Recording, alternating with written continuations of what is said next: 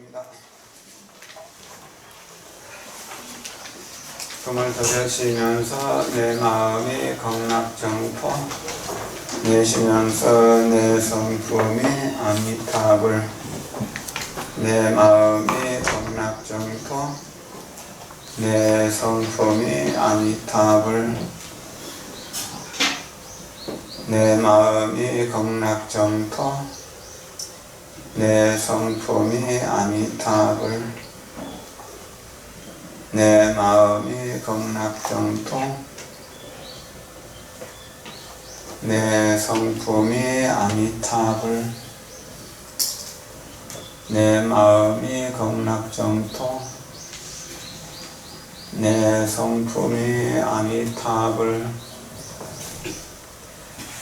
내 마음이 극락정토, 내 성품이 아미타불. 내 마음이 극락정토, 내 성품이 아미타불.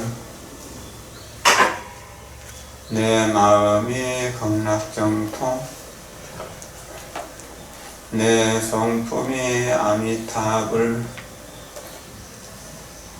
내 마음이 극락정토, 내 성품이 아미타불. 내 마음이 극락정토,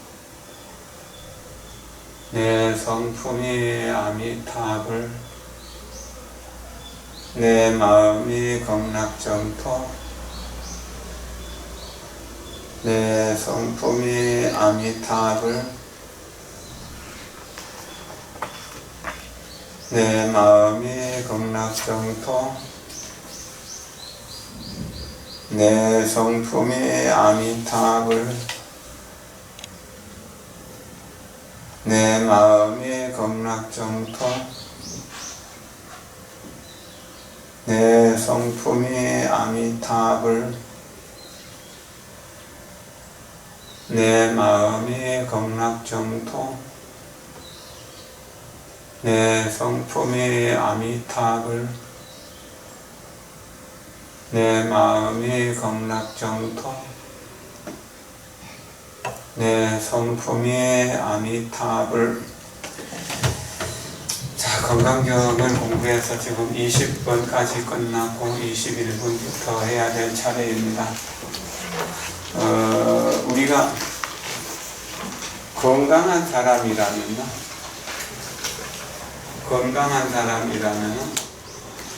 병원이 필요할까요?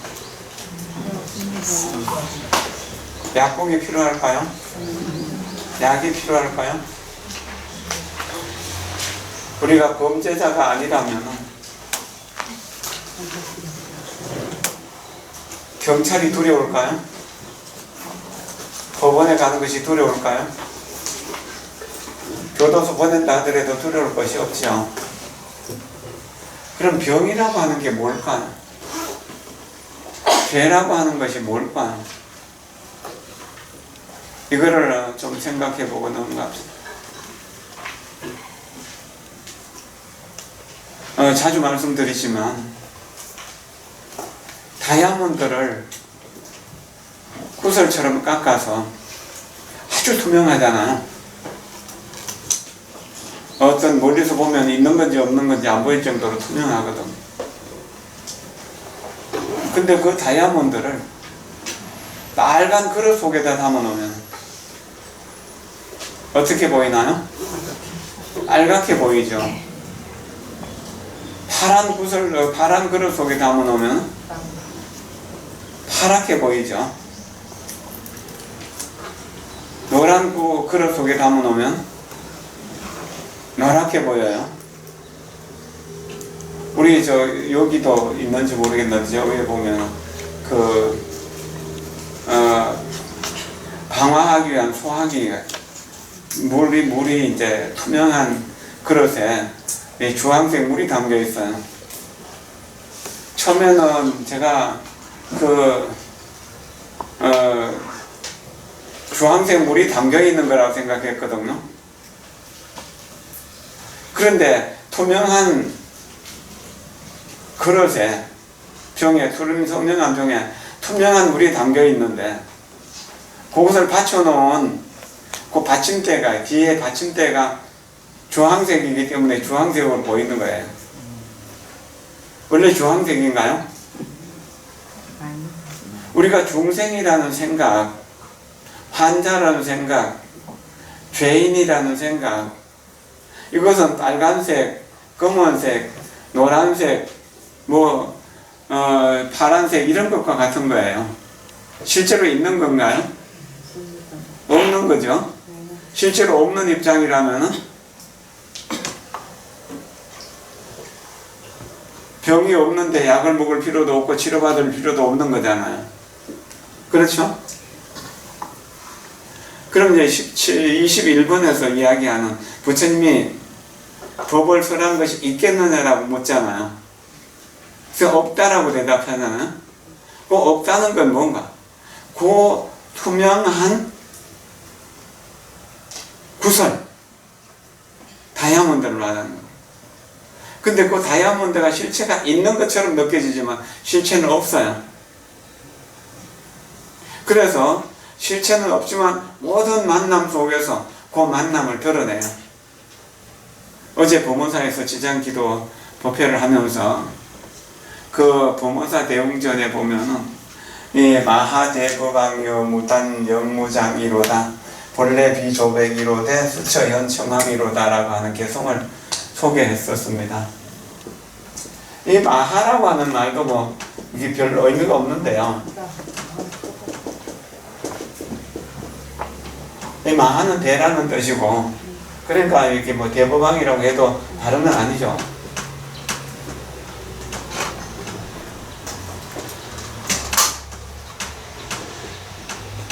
법문사에 가시면은 한번 그 주련을 보세요. 대웅전 주련을.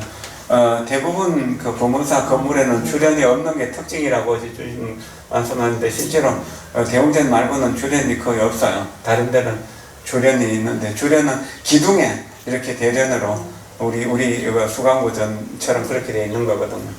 예, 마하라고 하는 말은 크다는 뜻이고 대법도 뭐 대도 크다는 뜻이죠. 이제 결국에 대법왕이야. 법왕은 뭔가? 법왕이 뭔가? 이거는 부처님을 이야기한 겁니다. 대법왕, 마하대법왕은 부처님이에요. 그런데 서가모니 부처님만 말했을까요? 서가모니 부처님만을 말할 게 아니에요. 우리 마음속에 모두가 다 이 대법왕을 가지고 있다는 거예요. 이 대법왕을 진열하고도 하고요. 또 열애라고도 하고 그리고 진성이라고도 하고 또 이것을 본성이라고도 하죠. 네, 본성이라고도 하고 진성이라고도 하고 열애라고도 하고 진열이라고 하고 본래 면목이라고 하고 이 성품성제 하나만 쓰기도 하고 법성이라고 쓰기도 하고 불성이라고 쓰기도 하고 뭐 다양하게 씁니다. 대체적으로 경기 나온 건 100가지도 이름이 넘어요. 이것을 부처라고 쓰기도 하고 이것은 누구에게나 모든 중생이 다 이 마하대법왕을 가지고 있다는 거예요. 마하대법왕은 정확히 투명한 공기와 같아요. 문을 닫고 에어컨을 켜는 게 안 날까? 네. 안 덥습니까? 남은 좀 더운가? 이것은 정확히 투명해요. 있는 것을 못 느끼게 아무도요. 사람이 생각을 하나도 안 하고 있을 때요. 혹은 또 다른 사람의 생각을 보지 못할 때, 마지막 행동을 안 할 때 그 사람 생각이 어디 있는지 모르잖아요. 우리 좌선하고 앉아있을 때 그 사람 생각이 어디 있는지 모르잖아요. 망상을 피우는지 화두를 참고하는지 아니면 호흡 명상을 하는지 모르잖아요. 그럴 때 그 사람을 전혀 모르는 거예요. 근데 그 사람이 배고프다고 뭐 음식을 찾는다면은 아, 저 사람 배고프구나, 음식 생각을 하는구나 하는 걸 알죠. 춥다고 뭐 이렇게 이제 따신 옷을 찾거나 옷을 겹쳐 입으면 아, 저 사람 춥구나 이렇게 느끼는 거잖아. 덥다고 에어컨을 켜라고 하면 아, 이 방이 덥구나, 저 사람이 더위를 많이 타는구나 이렇게 느끼는 거잖아. 이것을 본래는 이 마하대바방의 본성자리죠. 열애라고 할 수도 있습니다. 그러니까 이것은 검은 빛 조자입니다. 이게 이제 전에 이렇게 쓰여 있었어요. 이렇게 쓰여 있었어요. 그러니까 글자가 잘못됐다고 또 시비 많이 하니까 좀 이렇게 고쳐놨어요. 본래 비조백, 이게 검은 것이거나 흰 것이 아니다. 뭐 어떤 색깔도 없어요. 어떤 소리도 없어요. 어떤 모양도 없어요. 어떤 냄새도 없어요. 어떤 촉감도 없어요. 이 마하대부가 우리의 우리의 본성이 그런 겁니다. 우리 본성이. 그러니까 이게 이제 검은 검다 또 희다 하는 게 없어요. 안비자가 있잖아요. 본래 없어요. 그러나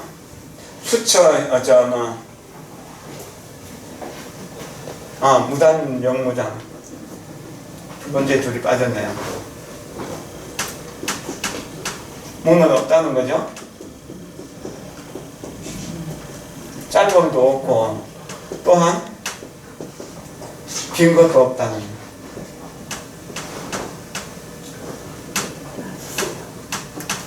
이건 모양이 없다는 이야기야. 짧거나 길거나 크거나 작다거나 하는 그런 모양이 없다는, 그런 빛깔도 없다는 것이죠. 본래 비조백이라는. 그러나 수처 현청은 수는 따른다는 뜻이에요. 장소를 따라서, 상황을 따라서 우리가 원래 어떤 사람인지 우리 자신은 알지 못하잖아요. 그러나 좋은 사람을 만나면은 좋아하는 사람이기 때문에 반갑게 인사하고 포옹도 하고 칭찬도 하고 그러잖아요. 그 수처 현청왕이라. 그러니까 푸른 빛도 나타내고 누런 빛도 나타낸다는, 이건 푸른 빛, 누런 빛만 나타내니까 삼라만상 두두물물 모든 것을 다 만들어낸다는 거예요. 이것을 법성계에서 한 줄로 말했죠. 불수자성, 수연성. 그럼 불수는 따르지 않는다는 이야기거든요. 불수자성의 여기 숫자는 지킨다는 뜻이에요. 자성을 지키지 않는다는, 원래 투명한 그것을 지키지 않는다는. 우리 자성이 원래 그렇잖아요. 자성을 이제 고집하지 않고요. 수연성, 인연에 따라서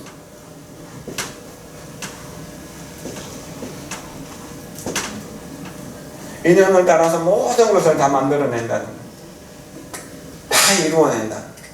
수연성. 우리 모두가 다 뭐죠? 인연으로 모여진 거잖아요. 그럼 열애가 설한 바가 없다라고 하는 21분의 내용은 뭡니까? 바로 불수자성의 모습, 자성의 모습. 그리고 이 청황을 드러내기 이전에 본래의 자리, 마하대법왕의 자리에서 이야기하는 거예요. 본래 성품의 자리에서. 근데 그 성품의 자리가 따로 있는가? 따로 있는 것이 아니다. 삼라만상 두두물물 그대로가 마하대법왕이라는 거예요. 그러니까 슬픔이 와도 괴로움이 와도 어떤 어려움이 와도 나는 내가 이 본성은 흔들리지 않기 때문에, 본성을 봤기 때문에, 본성에 머무르기 때문에, 유효한 본성에서 온 부처님은 천지개벽을 수백 번 수천 번 한다고 하더라도 거기에 마음이 흔들리지 않는 거예요. 마음이 흔들리지 않기 때문에 괴로움이 있나요? 없죠. 우리가 생각하는 괴로움은 즐거움과 상대하는 괴로움이잖아요. 그럼 괴로움이 없다면 즐거움이 있을까요? 즐거움도 없죠. 그런데 괴로움도 없는 즐거움 있잖아요. 괴로움이 없는 즐거움. 그것도 우리는 감당을 못해요. 왜냐하면 즐겁고 기분 좋은 일, 재미있는 일을, 행복한 일을 계속하면은 그것이 다시 괴로움이 되기 때문에. 그러면 괴로움이 실체가 있는 건가요? 우리 배가 고플 때는 맛집을 찾아가고 맛있는 집 먹으러 가잖아요. 근데 배가 부른데도 계속 5시간, 6시간을 계속 먹으라면 어쩔까요? 왜 처음 먹을 때는 그렇게 맛있던 것이 배부른 상태에 먹을 때는 맛이 없나요? 우리의 즐거움이라는 거 있잖아요. 맛있다 또는 좋다 하는 것. 그런 것이 지속될 수 없는 것이라는 거. 지속될 수 없는 것은 뭐죠? 인연화합으로 만들어진 것이라. 그 인연화합으로 만들어진 것은 영원성이 없는 거예요. 근데 영원성이 없는 것인데 영원성이 있다고 고집하는 거예요. 이것을 우리는 뭐라고 하느냐? 아상이라고 해요. 나라고 하는 것은 없는데 나라고 하는 것은 있다고 생각하는 거예요. 이게 아상이에요.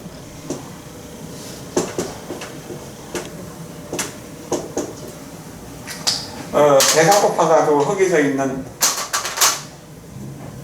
거지가 밥을 얻으러 오면은 내가 밥이랑 뭐 이렇게 음료수랑 이렇게 줘갖고 빵이든지 줘갖고 배에 부르게 하잖아요.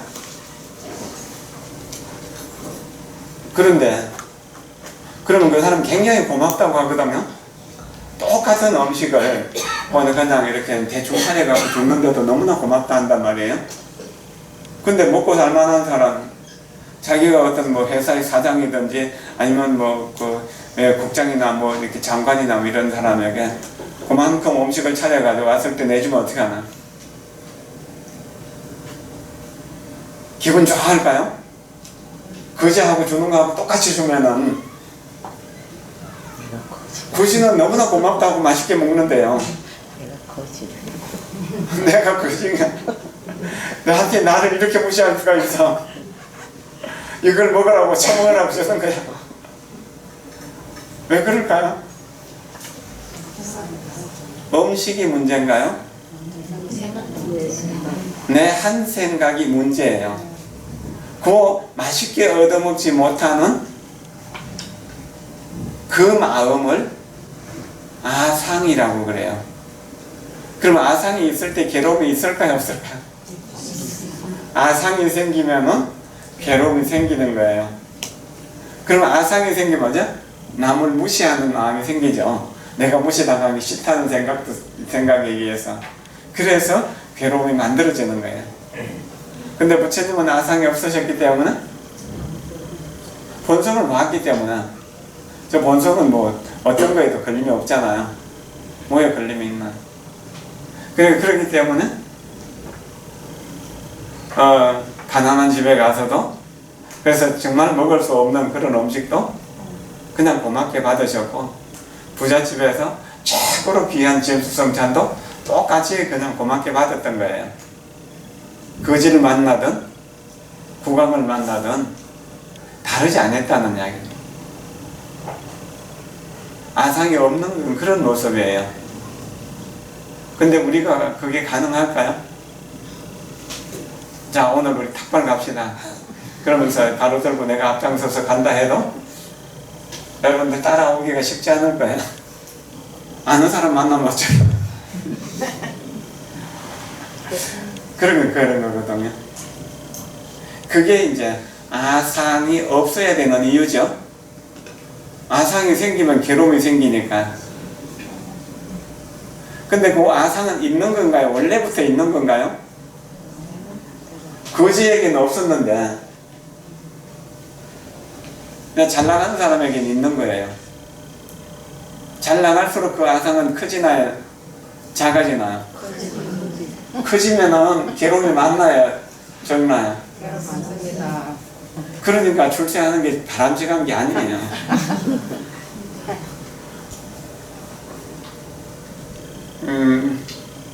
아파본 경험이 있습니까? 죽을 병에 걸려본 경험도 뭐 있는 분도 있고 또 없는 분이 뭐 대부분이겠죠. 그저 이게 이제 다리가 좀 아파갖고 며칠간 절뚝거리면서 다녀야 될 때 편합니까? 불편합니까? 많이 불편하죠. 그런데 다리가 잘라진 것과 비교하면은 그만 다행이죠. 다리가 잘라야 되는 입장, 안 자르면 안 되는 그런 병에 걸린 사람은 난 평생 절뚝거리면서 살더라도 다리를 안 자르고 살았으면 하는 그런 생각을 하잖아요. 좀 그렇게 생각할 때 다리 좀 아픈 것은 이건 병인가요? 병이 아닌가요? 병이 아니죠. 뭐 어느 날 이 발가락을 이렇게 이제 그렇게 이제 돌을 차갖고 돌뿌리를 차갖고 발가락이 깨졌다. 그럼 며칠간 내가 기부세 갖고 있어야 되고 발을 못 쓰면은 뭐 많이 불편하죠. 그러나 다리가 처음부터 없는 사람에 비하면 어쩔까요? 이 지체장애로서 평생을 휠체어만 타고 살아야 되는 입장에서는 며칠간 휠체어 탄다고 하더라도 그거는 병이 아니잖아요. 자, 이렇게 좀 생각해 놓고요. 지금 우리가 겪고 있는, 내가 안고 있는 지금 고통이라고 하는 것, 그것이 정말로 심각한 고통일까요? 정말로 심각한 고통일까요? 정말로 이것만 해결되면은 모든 문제가 해결되라고 하는 그런 문제가 정말로 심각한 문제일까요? 아니죠. 자, 그럼 고민할 게 있나요, 없나?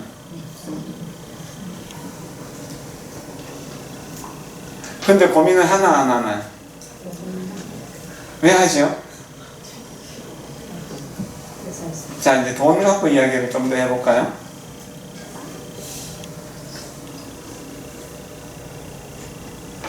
한 100만 원쯤 빌려줬는데 못 받는다면 속상하죠. 근데 10,000원 좀 빌려줬는데 못 받는다면? 1,000원 좀 빌려줘놓고 저놈 안 준다고 도둑놈이라고 욕하나요? 근데 1억 원을 빌려가서 안 주면요, 최소한 소송이라도 해야 돼요. 받든. 그러나 1,000원이 안 모이고 1억 원이 될 수 있나요? 1억 원과 1,000원은 똑같은데 1억 원은 엄청나게 큰 거라고 생각하고 1,000원은 별 볼 일 없는 거라고 생각하는 그런 입장에서 우리 이제 내 재산을 다 잃었을 때요, 우리는 삶의 희망이 완전히 없다고 생각하잖아요. 직장까지 잃게 되었다. 그래도 어째요? 죽은 사람하고 산 사람하고 비교하면은 돈이 하나도 없더라도 산 사람이 나을까요? 죽은 사람이 나을까요? 산 사람이 낫죠. 살면 또 살 길이 나타나잖아요. 그럼 우리가 돈 때문에 고민한다면 고민할 것이 있을까요? 공감하다면 그거 고민할 게 없잖아요. 자, 우리가 정말로 고민해야 될 게 있나요? 고민해야 될 게 없잖아요. 근데 고민해야 될 것이 없는데도 우리는 고민하고 고통을 받고 있잖아요. 그렇지 않습니까? 고민하고 고통을 받고 있어요. 그 고통을 받지 말아라. 고통할 거, 걱정할 거 하나도 없어. 그렇게 말해주는 게 법일까요? 그게 정말로 중요한 법일까요? 부처님 설법이 그거예요. 본래 본성은 조금 더 병드는 것도 없고 모자람도 없고 넘치는 것도 없다는 겁니다. 본래 원만한 그 자리에 마하대법은 누구나 다 가지고 있는 거예요. 무한한 생명의 가치를 다 가지고 있다는 겁니다. 그런데 우리는 가진 것에 대한 감사와 고마움과 행복보다는 못 가진 것에 대한 아쉬움과 욕심과 욕망이 더 많이 나타나 보여요. 그것이 더 많이 보여요. 그것이 병이에요. 그런 생각을 갖고 있으면 중생이라고 하고, 그런 생각이 없어지면은 중생이 아니라고 해요. 부처라고 하는 거죠. 그럼 부처와 중생은 같나요, 다르나요? 네, 근본은 같아요. 그런데 다르다고 생각하는 거예요. 다르다고 생각해 왔던 거예요. 다르다고 생각해 왔으니까 고통받죠. 그러한 그것이 아상이에요. 나도 그냥 뭐 한 달에 월급 받는 거 가지고 우리 가족이 먹고 살기에 부족한 게 없어. 그냥 거기에 만족하면 아무 문제가 없거든요. 그런데 동창회 갔는데 옛날에 형편없는 친구가, 형편없어 보이던 그 친구가 얼굴도 뭐 별로였고 또 그 뭐 가진 것도 별로였던 사람, 재주도 별로였던 사람, 공부도 지지를 못하는 아이가 어느 날 그 친구 동호회에 갔는데 이 최고로 좋은 차를 타고 최고로 좋은 옷을 입고 최고로 좋은 가방을 들고 오늘 점심 내가 다 살게 먹고 싶은 대로 마음대로 먹어 하면 어떻습니까? 정말로 고맙게 생각하면서 감사히 먹습니까? 자, 거기서 마음이 아프다고 느낀다면은 실제로 그 사람이 잘해갖고 마음이 아픈 건가요? 아니면 내가 그 사람에 대한 진정한 고마움 혹은 또 그 사람의 성공에 대한 진정한 그 어떤 기쁨을 함께하지 못하기 때문에 그런가요? 그런 것들이 아상이에요. 남과 비교를 스스로 내가 제일이라는 생각, 그게 아상이에요. 그럼 뭐 친구가 좀 나보다 옛날에는 못했는데 지금은 훨씬 나아졌다라고 생각하는 그것이 비교를 통해서 내가 가난해지는, 내가 보잘것없어지는 느낌들 있잖아요. 비교를 통해서 고통을 받는 그것을 인상이라고 그래요. 그 인상의 지배를 받아요. 혼자 있을 때는 아무 문제 없어요. 인상은 없어요. 누굴 만나면은, 또 어떤 것을 보면은, 또 어떤 것을 들으면은, 그 만나는 게 아니라도 전화로 듣는 이야기라도 그렇잖아요. 우리 남편이 이번에 부장으로 승진했대요. 그래서 보너스가 많아지고 또 뭐 여러 가지 회사에서 차도 나오고 그렇다고 해요. 그러면은 자기 남편이 그만 못할 때, 혹은 자기가 그만큼 한다고 하더라도 그 사람은 늘 가난할 것처럼 생각했던 사람이, 그럼 늘 말단이었던 것처럼 생각했던 사람이 잘 나갈 때 기쁜 마음으로 그냥 잘 됐네, 아주 축하해, 그렇게 해줘야 되는데 말로는 그렇게 하면서 마음으로는 그렇게 안 된다는, 이게 인상에 대한 번뇌예요. 비교를 통해서 생기는 번뇌. 중생상은요, 우리는 나은 사람들을 볼 때요, 두려움 같은 게 생겨요. 또 자기가 영 못났다는 그런 생각에 빠져버립니다. 부처님을 대할 때, 보살들을 대할 때, 큰 스님들을 대할 때 이제 그런 느낌들이 좀 많이 나타납니다. 이건 열등의식이죠. 그 열등의식을 중생상이라고 그래요. 이 중생은 모두 다 열등의식을 가지고 살아요. 우월의식을 느끼는 것도 결국 그 비교를 통해서 만드는 거기 때문에 뭐 똑같은 마음이에요. 그리고 또 중생들은 대부분 다요, 나는 요만큼밖에 할 수 없어 라고 생각합니다. 자기 한계를 지어요. 나는 여자이기 때문에 이렇게 힘든 일을 할 수가 없어. 나는 병약하게 살아왔기 때문에 힘든 일은 할 수 없어.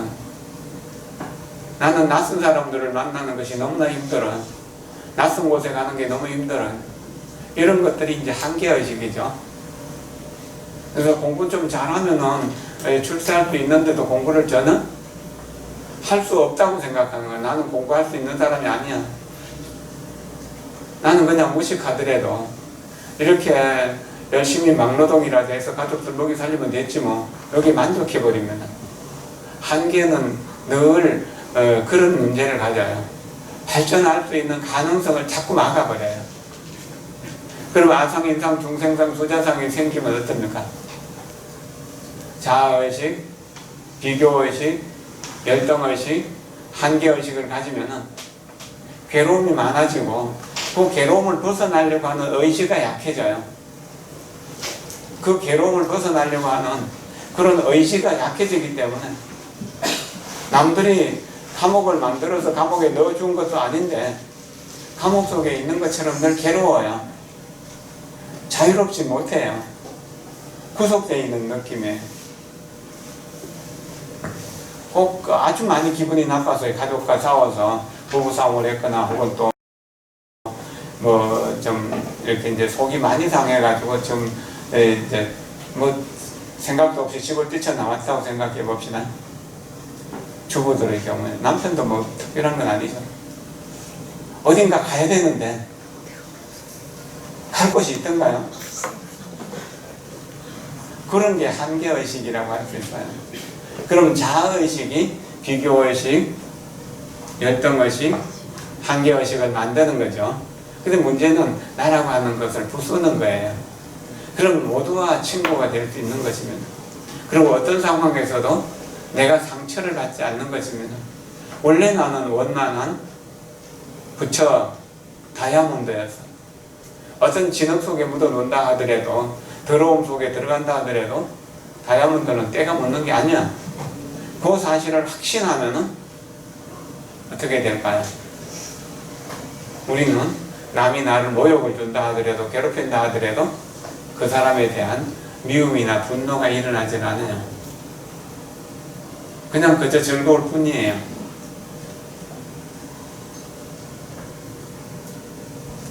읽어봅시다. 수보리 여물이 별의작신념 아당주 설법 박작신념 아이고 야기는 열애 유설법 소설법 저기방불 불렁해야 소설본이라.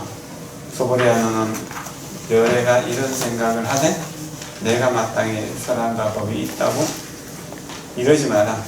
이런 생각을 하지 말지니라. 무슨 까닭인가 하면은, 만약 사람이 말하기를, 어떤 사람이 말하기를 열애가 선한가 법이 있다고 하면은 이는 곧 부처님을 비방함이니라. 너희 내가 설한가를 알지 못한 연고이니라. 그러면 설하는 부처님도 다이아몬드고 설법을 듣는 나도 우리도 다이아몬드이기 때문에 다이아몬드를 다이아몬드라고 하는데 그걸 할 필요가 있는 거냐? 없는 거잖아요. 설할 것도 또는 설할 법도, 설할 사람도 설할 법도 없다는 겁니다. 그럼 깨달을 것도 있나요? 깨달은 것도 없는 것이다. 그리고 이 이야기가 전체적으로 본성에 대한, 불성에 대한, 마하대법왕에 대한, 우리 자성에 대한 이야기지 다른 것은 아니다는 이야기입니다.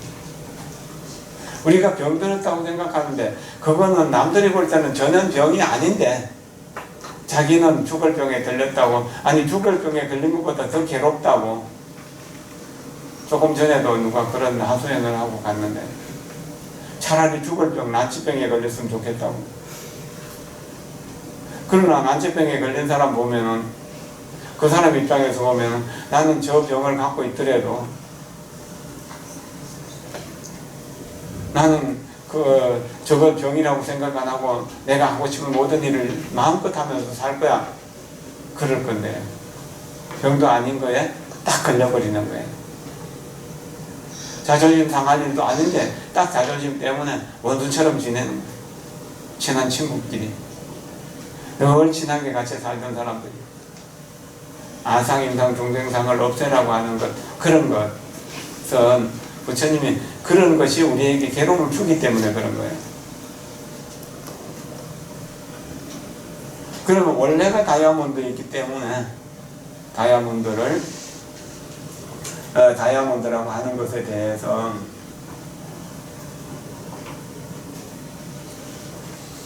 좋아하거나 싫어할 일이 없다는 거죠.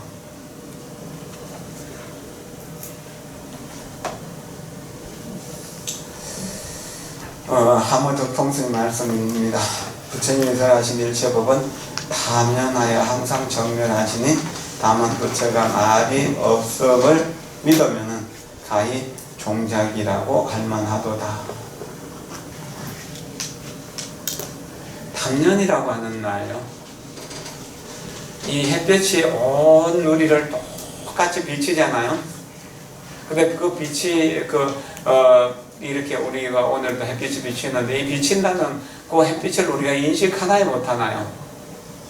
인식하려고 하면 인식하지만 거의 인식을 못하죠. 근데 햇빛이 없는 곳이 있나요? 없는 곳이 없죠.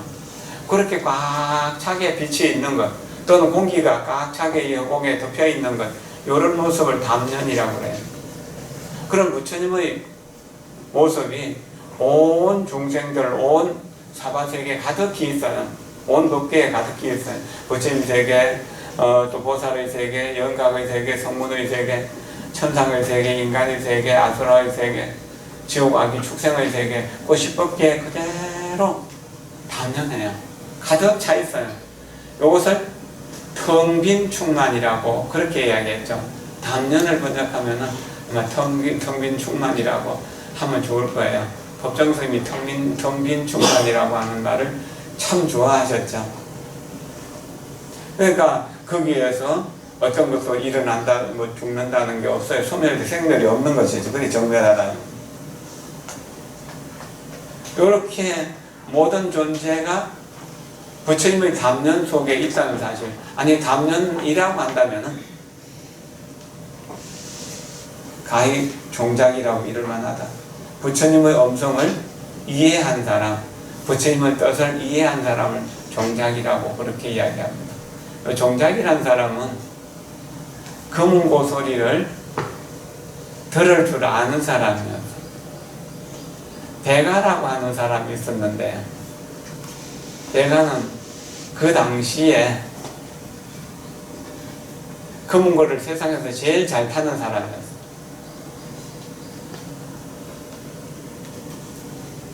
그러니까 그런데 자기 금은고 타는 솜씨를 알아주는 사람이 아무도 없어요. 오직 종작이밖에 없었어요. 종작이밖에 없었어요. 그러니까 종작이를 만날 때 금은고를 꺼내갖고 한 번씩 타는 겁니다. 다른 사람 앞에서는 타지 않는 거예요. 근데 어느 날 종작이가 죽었다는 소식이 들려왔어요. 두고가 들려왔어요. 그럼 이제 내가 더 이상 금은고를 타야 될 일이 없다. 그래갖고 금은고 줄을 끊었다고요. 여기 종작이라는 말은 그런 말입니다.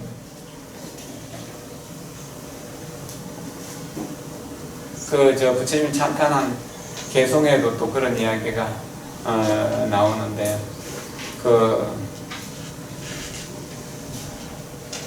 만약에 부처님 깨달음을 얻으시고 산을 내려오다가 설법하러 내려오시다가 종작이를 만났다면은 부처님 설법은 더 이상 없었을 것이다. 그렇게 하는 이야기가 나와요. 아마 여기 건강경 개송 어디인가 나왔거든요. 종작이 지음자를 만나지 못했기 때문에 지음자를 만나기 위해서 끊임없이 다니면서 설법을 하셨던 거죠. 이 중에서 우리가 지음자를 만난다면, 부처님의 뜻을 바로 이해한 사람이 있다면 이 설법은 필요 없는 설법이 되는 거죠.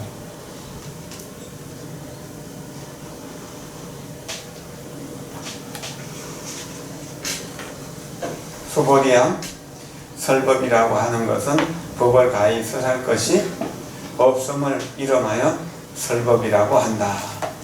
그렇죠? 설법자, 무법가설, 신용설법. 너도 고쳐, 나도 고쳐. 이런 거죠. 퍼즐이라고 하는 게 있죠. 장난감.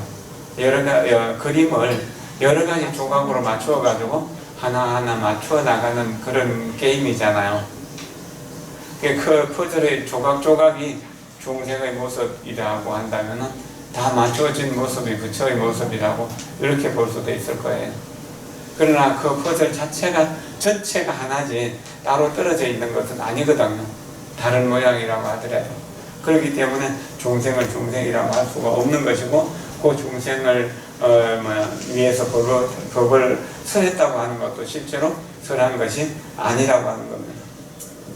법신은 본래 설함이 없는지라 보신하시니라야 설함이 있으니, 설함이 있음은 참다운 설이 아니고 사람이 없으니 참다운 설하니니라.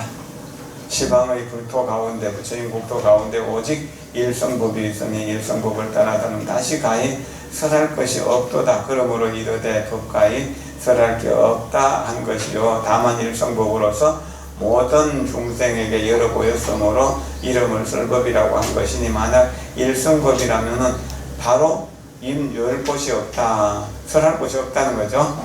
그러나 또한 중생의 이동을 떠난 것도 아니다. 그저 부처님이 여야하게 사시면은 부처님을 좋아하는 많은 무리들이 모여가지고 부처님 제자가 되고 사람이 없는 설법을 들으면서 그냥 이렇게 부처님으로 되어가는 그런 과정들을 이야기하는 거죠. 그러면은 법신설법은 우리가 들을 수가 없어요.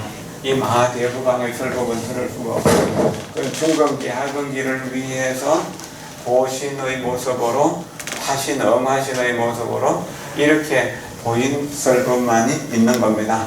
그럼 여기서 우리가 그 아상을 가진 중생에게 마하대부강의 법을 지킬 수가 없어요. 불수자성 수연성할 때 그 자성을 지키지 않고 인연 따라서 여러 가지 현상들을 나타내는 그 현상이 가짜인데 그 가짜를 진짜라고 집착하는 것 때문에 괴로움을 받는 것이거든요. 내가 별 볼 일도 없는데 내를 무시하는 사람이 나를 별 볼 일 없는 사람이라고 하면은 내가 기분 나쁜 거는 원래 기분 나쁜 것이 있어서가 아니라 내가 뭔가가 있다고 생각했기 때문에 내 가치에 합당한 대접을 못 받기 때문에 그러나 그건 실제로 있는 것이 아니다라고 하는 거예요. 아상이라고 하는 것도 없는데 아상을 세워놓은 사람에게 아상이 있는 사람에게 설법하기 위해서 불상을 만들어요. 이것이 이제 보신이에요.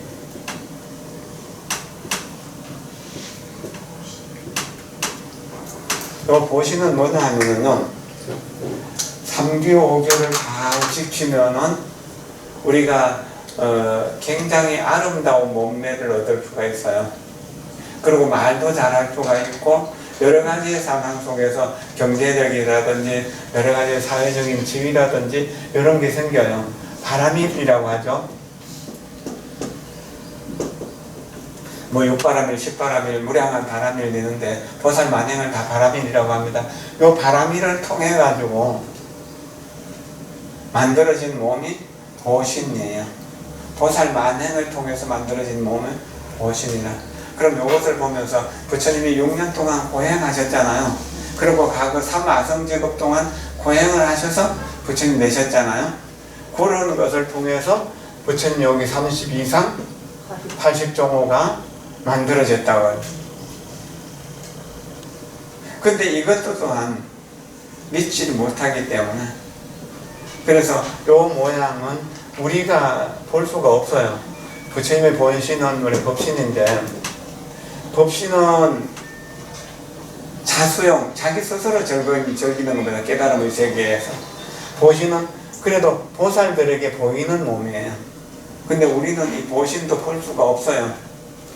그래가지고 다시 이제 하신으로 나타나요.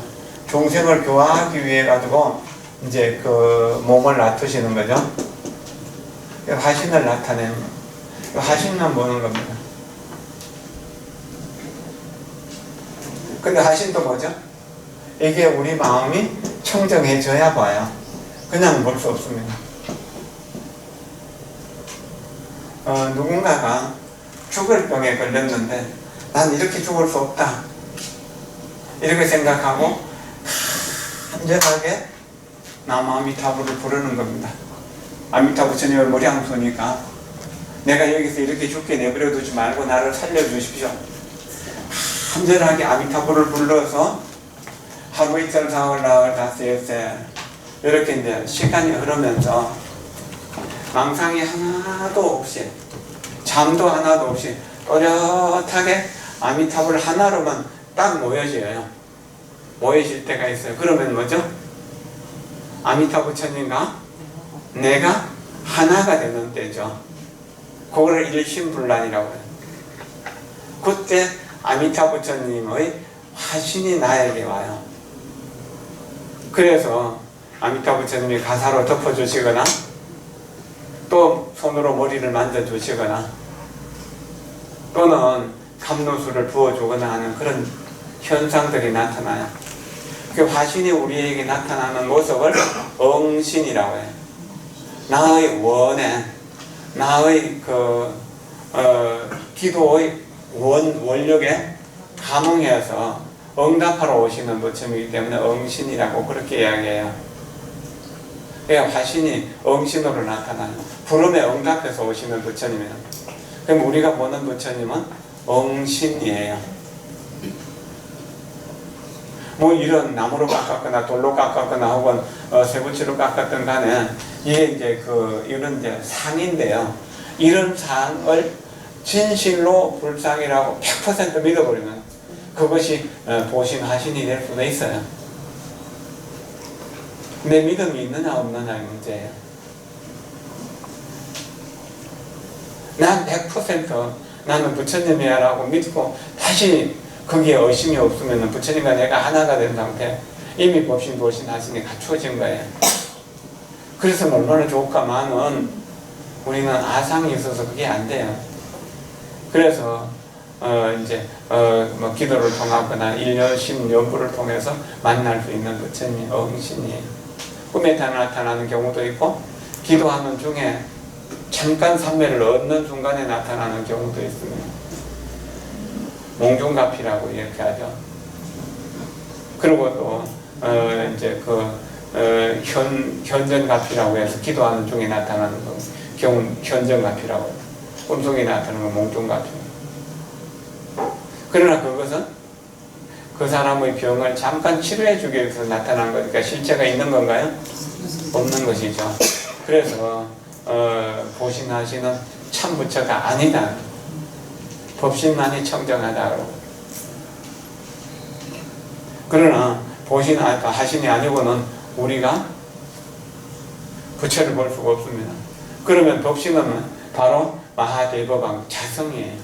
그 자성에는 설법함이 없지만은 보신하신은 무량한 설법이 있는 겁니다. 그러나 그것은 실제 설법이 아니다라고 하는 겁니다. 육조스님 말씀 좀 보겠습니다. 본부들의 설법은 마음에 얻는 바가 있습니다. 뭔가 얻을 바가 있는 거죠. 얻었다. 그분 설법 잘한다. 아이고 지루해서 죽겠어. 잠이 와서 죽겠어. 뭐 들은 바가 있다 없다 그런 게 있는 거죠. 그러므로 부처님이 수보리에게 이르시되 열애의 설법은 마음에 얻는 바가 없습니다. 본부는 능히 아는 마음을 지어서 설하거니와 열애는 말과 침묵함이 모두 같고 바라는 은사, 그리고 말을 내는 그 말, 그것은 메아리가 소리의 응함과 같으며 운용에 맡겨서, 그 인연에 맡겨서 무심하여 본부의 생멸심으로 설함과 같지 않으니 만약 열애의 설법이 마음에 생멸함이 있다고, 그건 중생의 도견이죠. 그런 생각을 하면 곧 부처님을 비방하는 것이 된다. 부처님이 좋아하실 거야, 싫어하실 거야, 또는 뭐 부처님이 마음이 들어 하실 거야, 마음에 안 들어 하실 거야, 그런 생각을 하면은 우리는 중생의 견해에 떨어져서 중생의 눈으로, 중생의 마음으로 부처를 보기 때문에 부처님을 비방하는 것이 되죠. 부처님도 중생이라고.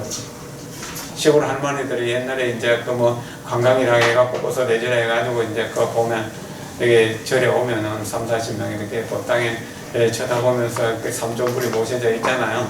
그러면 저 오른쪽에 있는 그 부처님을 더 많이, 그러니까 보살을 더 많이 사랑하고 왼쪽에 있는 보살을 좀 덜 사랑해갖고 서로 시기하고 질투한다고 그렇게 이야기들 하거든요. 그래가지고 어떤 부처님 눈을 째리고 있다. 이건 뭐죠? 부처님을 잘못 봐도 아주 크게 잘못 본 거죠. 우리가 어떤 부처님의 영업이 있고 어떤 부처님의 영업이 없다고 하는 것, 어떤 부처님은 어떤 저런 영업이 있고 어떤 저런 영업이 없다고 하는 것, 전부 다 그런 똑같은 견해예요.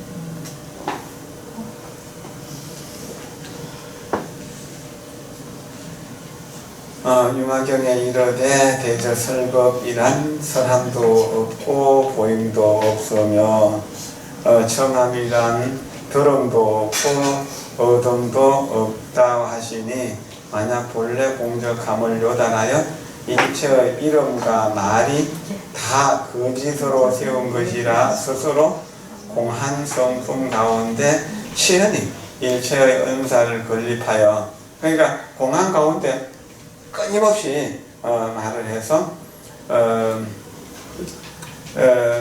모든 법을 연설하되 모양도 없고 또 무슨 말을 한다는 생각도 없이 미혹한 사람을 깨우치고 지도하여서 이로 하여금 본성을 보게 하여 위없는 깨달음을 닫고 정득하게 함을 설법이라고 이름하느니라.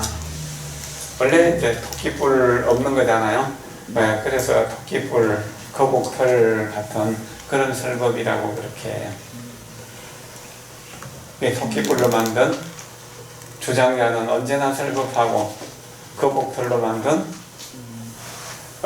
불자는 언제나 무량한 설법을 하고 있다.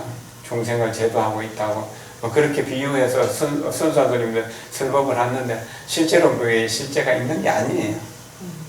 토끼뿔이 어디에 있으며 거북털이 어디에 있어요. 그러니까 부처님 설법은 설법 없는 설법이다. 태양이 온누리를 비추지만 비춘다는 생각이 없다. 공기가 우리를 모두 숨쉬게 해주지만 공기가 우리가 숨쉬게 해주니까 이들은 살아있을 수 있으니까 나에게 공기에게 언제나 고마워하고 감사해 한다면은 공기가 공기일까요? 땅이 니들은 이 땅 위에다가 집도 짓고 농사도 짓고 걸어다니는 길도 만들고 온갖 짓을 다 하잖아. 그리고 땅을 파서 불을 만들기도 하고 너희들은 땅이 없으면 의지할 곳이 없어. 그러니까 땅에게 고마워한다면 고마워해 하라고 땅이 우리에게 말한다면 땅이 제값을 하는 걸까요? 아니죠? 그렇게 이해하면 조금 더 이해가 쉽죠. 부처님이 우리에게 설법을 하되 땅이 우리를 실어주는 것처럼 공기가 우리를 이렇게 숨쉬게 해주는 것처럼 살게 해주는 것처럼 또는 물이 우리에게 모든 것을 마시지만 물이 뭐 이렇게 어떤 그 준다는 생각도 없다는 것, 태양열도 마찬가지는 그렇게 생각하면은 우리는 설법을 제대로 듣는 것이다. 부처님 설법을 그렇게 생각하시라는 말입니다.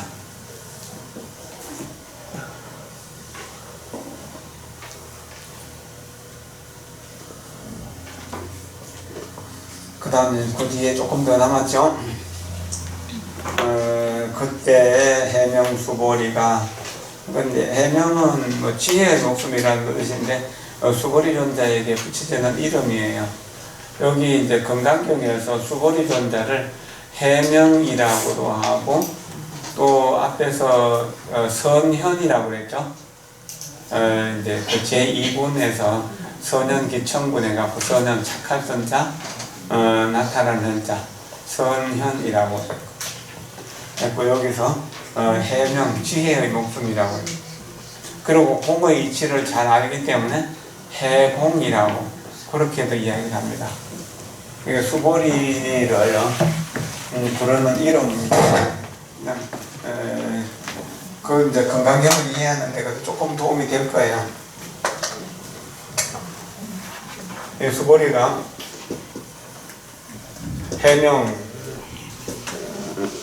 또 선현, 착할 선자에 태어날 현자거든요.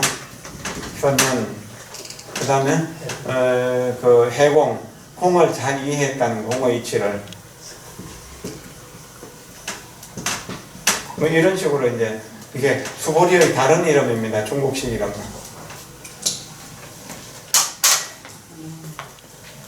그러니까 이제 해명과 수보리가 다른 것이 아니다는 이야기입니다. 그 해명은 뭐예요? 공의 이치가 바로 부처님의 이치니까 공의 이치로 생명을 삼았다. 그렇게 지혜로 생명을 잡는다. 그렇게 해도 될 겁니다.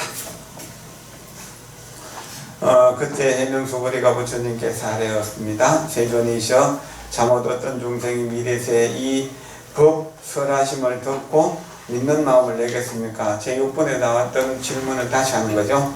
부처님께서 말씀하시되 수보리야 저들은 중생이 아니며 중생 아님도 아니니 무슨 까닭인가 수보리야. 중생이라 하면 열애가 설하되 중생이 아니고 그 이름이 중생일 뿐이니라. 이름이 중생일 뿐이라. 실제는 아니다는 거예요. 그 각자 자기 얼굴이 있잖아요. 어릴 때 뭐 첫돌 사진도 찍고 생일 사진도 찍고 또 100일 사진도 찍고 뭐 또 경치 좋은 곳에 가서 뭐 해외 여행 가서 찍은 사진도 있고 그러면서 이렇게 사진첩들이 있잖아요. 이 사진첩을 펴보면서 내가 초등학교 졸업할 때, 중학교 졸업할 때, 뭐 고등학교 졸업할 때 뭐 그런 걸 생각하잖아요. 근데 그 사진이 자기입니까? 아닙니까?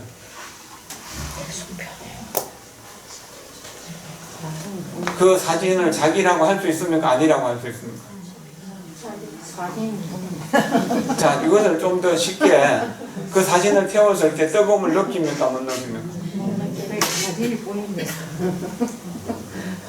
왜 사진을 태우는데 안 뜨거울까요?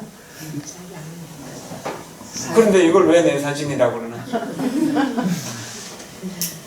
그 여기서 중생이 아니다. 그도 아니다고 할 수도 없다고 했잖아요.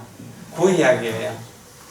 여러 가지 인연화합에 의해서 우리의 존재는 지금만 존재하는데 중생들은 과거에 경험했던 모든 것들을 나라고 고집하는 거예요. 말은 말 떨어지는 순간 없어져 버리는 거잖아요. 그런데 10년 전에 저 사람이 나를 비난했다는 그 말을, 그것을 내가 떨쳐버리지 못하기 때문에 그 사람하고 10년 동안 원수로 사는 거예요. 근데 건강경의 이치를 공부한다면 이미 말은 지나가 버렸으니까 어제의 말 때문에 오늘 싸움을 할 필요가 없는 거예요. 다른 곳에서 화났던 것 때문에 오늘 여기서 남편에게 화낼 필요 없다는 겁니다. 동문회 가서 옛날에 좀 못 나가던 친구가 잘 나가면 기분 좋으면 될 텐데 그거 기분이 나빠갖고 와서 질투심 때문에 남편에게 당신 월급 이거 갖고 어떻게 살아를 말이야. 그게 뭐예요? 중생의 병인데 실제로 있는 건가요? 없는 것을 계속 있는 것이라고 착각하고 만들어내는 거예요. 그래서 중생은 중생이 아니고 중생이 아닌 것도 아니다 그러면 그런 생각을 할 때는 중생이고, 그런 생각에서 벗어나면 눈을 감고 있을 때는 그게 전부 다 문제인데 눈을 뜨고 나면 문제가 하나도 없어지니까 중생이 아니라고 하는 겁니다.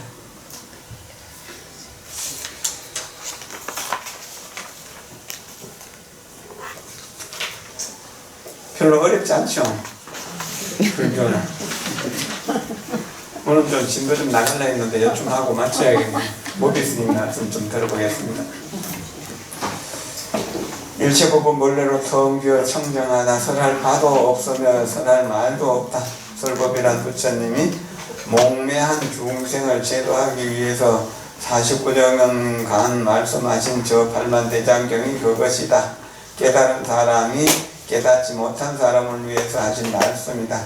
그러나 이 건강반야는 사람이 본래로 완전히 부족하고 있는 것인데 누구에게 법을 설할 수 있으랴. 그러므로 만약 열애가 설법을 했다고 하면 열애를 비방하는 일이다. 그리고 열애의 말씀을 이해하지 못함이 된다. 이 반야의 도리는 학문과 지식으로 될 일이 아니다. 배우고 가르쳐서 될 일도 아니다. 그렇다면 가르칠 부처도 배울 중생도 설당이 없다. 소보리야 중생이란 본래로 중생이 아니고 그 이름이 중생일 뿐이다. 그러면 중생이 겪고 있는 고통이라고 하는 것도 실제로 고통이 있는 것인가요? 고통이 없는 것이죠. 한 생각 바꾸면 고통이 아닌데 그 한 생각을 못 바꾸는 그것이 고통입니다.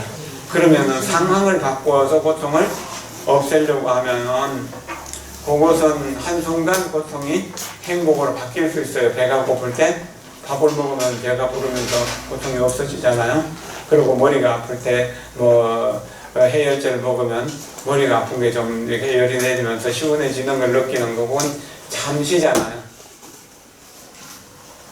그거 가지고는 안 된다는 거예요.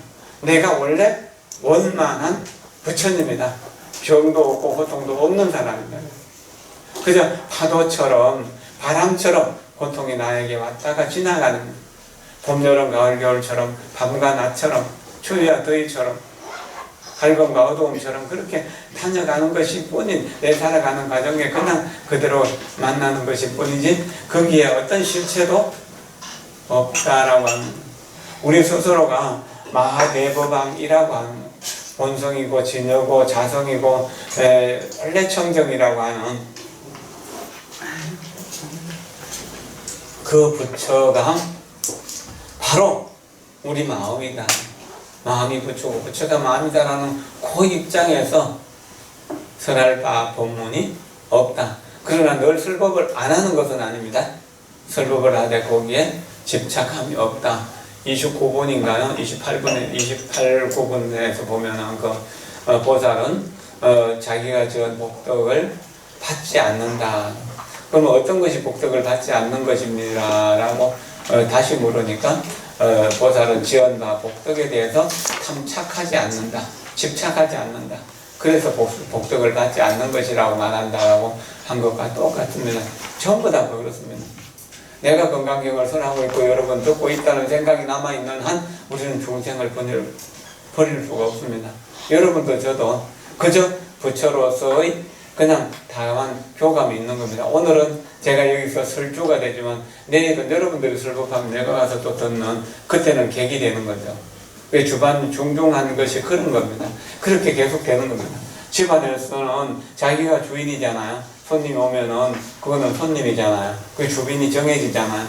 그러나 또 내가 다른 집에 가면 내가 손님이고 그 사람이 주인이잖아요. 그러니까 영원한 손님도 영원한 주인도 없죠. 영원한 부처도 영원한 중생도 없다. 다만 그 이름이 중생일 뿐이다. 교복을 입고 학교에 가니까 학생이라고 하지 그 사람이 영원한 학생이 아니잖아요. 그러니까 군대에 가니까 군복을 입으니까 아, 저 사람 군인이네. 잠시 붙어져 있는 인연화합으로 붙어져 있는 이름이라는 겁니다. 중생이라는 이름도 부처라는 이름도. 그런 부처의 참모습은 이름과 모양과 소리를 떠나 있는 것이다. 그 개념을 떠나 있는데 그 개념에 붙들려 있기 때문에 임대스님이 그것을 틀어버리기 위해서 부처를 만나면 부처를 죽여라. 그 개념은 진짜가 아니죠. 실제가 아닌데 그 실제 아닌 것을 실제라고 집착하고 있는 것을 잘라버렸던 겁니다. 그래서 이제 선방에서 참선할 때 스님들이 그 방 앞에다가 심금당 칼을 찾는 집이라고 이렇게 하는 그 번뇌를 자르는 칼을 찾는다. 그 칼이 뭔가요? 우리의 본래 마음 속에 있는 본래 마음인 그건 부처죠. 자성불이에요. 왜 여러분들은 다 부처님? 왜 당신은 부처님 그렇게 이야기합니다. 만약에 우리가 부처님이라는 사실을 믿지 않는다면 이렇게 공부해갖고 부처 될 수 있을까요? 영원히 부처가 될 수 없죠. 이게 다른 종교하고 우리 불교하고 다른 점이에요. 여러분들이 만약에 심경의 변화가 생겨서 나는 이제 불교 신자하기 싫어. 기독교 신자가 되겠어. 이렇게 해갖고 교회 가가지고요. 목사님에게 혹은 성당 가고 신부님에게 물어보세요. 나 이렇게 성당에 열심히 다니면은 하느님이 될 수 있겠습니까?